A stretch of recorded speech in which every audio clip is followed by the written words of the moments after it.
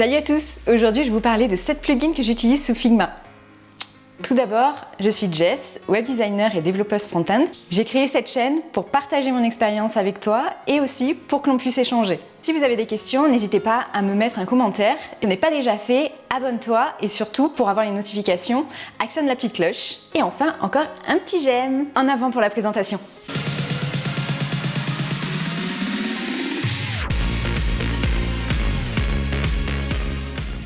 Alors le premier, c'est Unsplash. Unsplash, qui est une banque d'images, et on a accès directement, on peut rajouter des photos direct via ce plugin. Je vais vous montrer ça. Donc là, vous choisissez le plugin Unsplash, et puis on clique sur Animal, sur Business. Ensuite, un deuxième, Image Palette. Pareil, vous sélectionnez Image Palette, et ça vous donne automatiquement la palette couleur de l'image.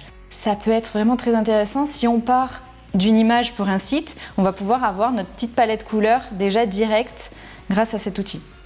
Ou encore, moi ça m'est déjà arrivé de créer des filtres sur l'image pour créer un contraste au niveau du texte en partant de la palette couleur vraiment de l'image. Alors maintenant, un outil que j'utilise pour les contrastes. Le contraste est très important au niveau de l'accessibilité. Donc là, on a un plugin qui est fait pour ça et il s'appelle Stark. On va partir de la couleur de l'image. Générer, parce que quand je crée des maquettes, j'utilise plutôt un semblant de vrai texte plutôt que du lorem ipsum. Ça fait une meilleure impression au niveau du client. Donc là, le fameux plugin Stark, check contraste en vert. Donc là, c'est nickel.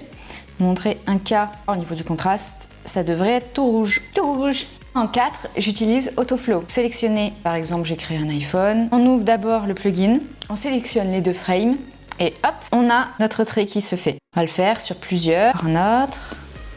Hop, comme ça, on peut faire tout un parcours utilisateur, d'expérience utilisateur, grâce à Autoflow, qui est quand même bien pratique.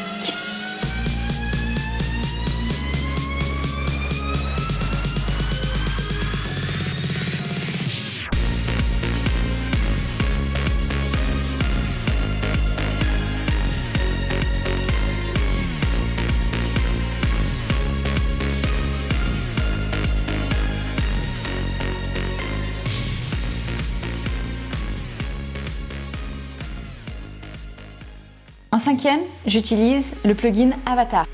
Vous créez une forme, carré, et puis vous ouvrez le plugin Avatar. Il vous met un avatar au pif. Vous pouvez faire une forme ronde. De même, il vous met pile poil dans votre élément, votre forme. Il y a un autre outil que j'utilise qui est plus complet finalement, donc c'est Content Wheel. Là, on a différents types. On peut avoir le nom, téléphone, adresse, numéro, date, du texte, email, URL.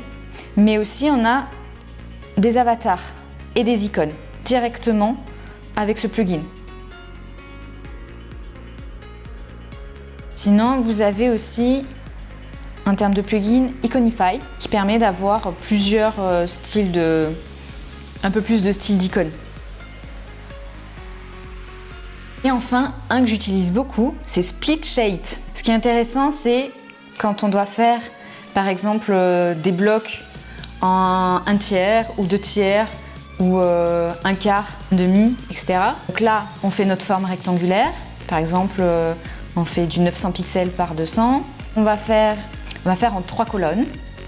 Ce qui est important, c'est de mettre le rows à 1. S'il est à 0, du coup, il n'y a rien qui se fait, puisque vous dites qu'il n'y a pas de ligne. Donc, au moins mettre rows à 1.